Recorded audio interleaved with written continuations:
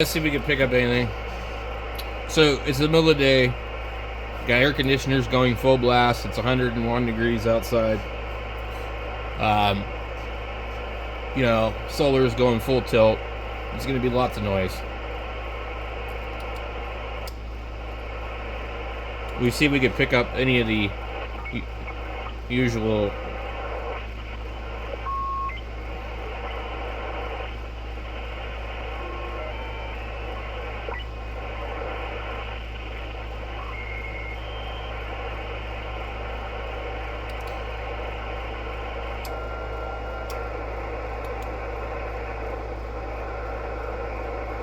20 meters was really good yesterday.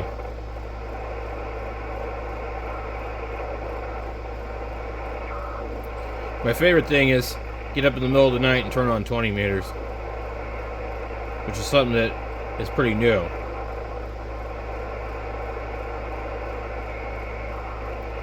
So this is why I don't really bother with radio during the day. I mean, it's so much noise. And the choices are either turn everything off and suffer at 101 degrees. I mean,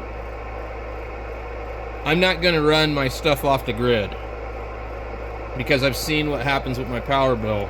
And I've spent thousands of dollars on a do-it-yourself solar system. So I want my return on my investment. So I'm not going to sit here and worry about that. Now, to me, ham radio is just a hobby. So it's not like my priority. It used to kind of be, but as I get further into things, it's less important to me. And there's other things that I enjoy doing that don't require me listening to somebody talk on the radio or talking on the radio myself.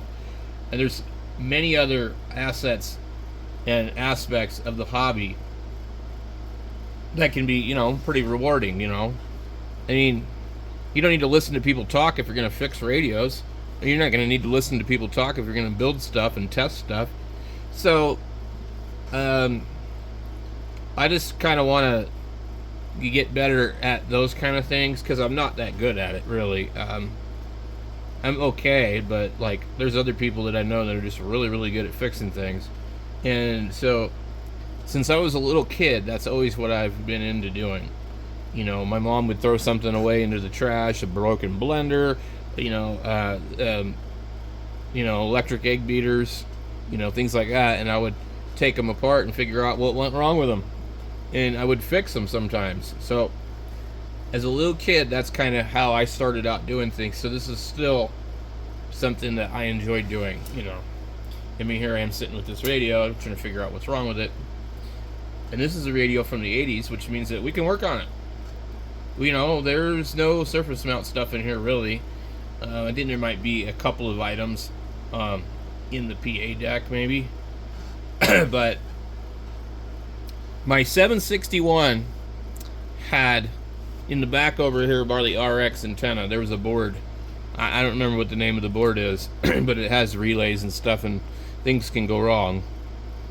And I spent a week working on that board, but that board did have a fairly large surface mount diode and some other surface mount components. So when these came out, there was the surface mount technology. It was very large, but if we look in this radio, I don't think we'll see anything at all. Let's have a look. Okay.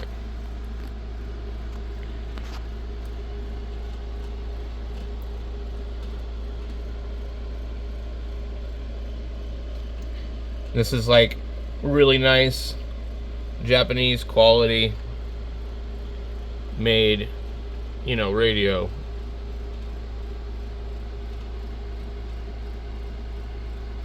And other than their choice to use volatile RAM, which is absolutely stupid, this is a radio that you could pretty much work on it. I mean, if you had a failure of any of the integrated circuit chips, you might have problems.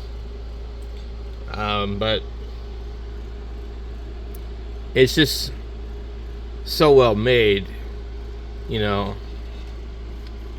And the quality that you're going to get is impossible to get today, no matter what you pay.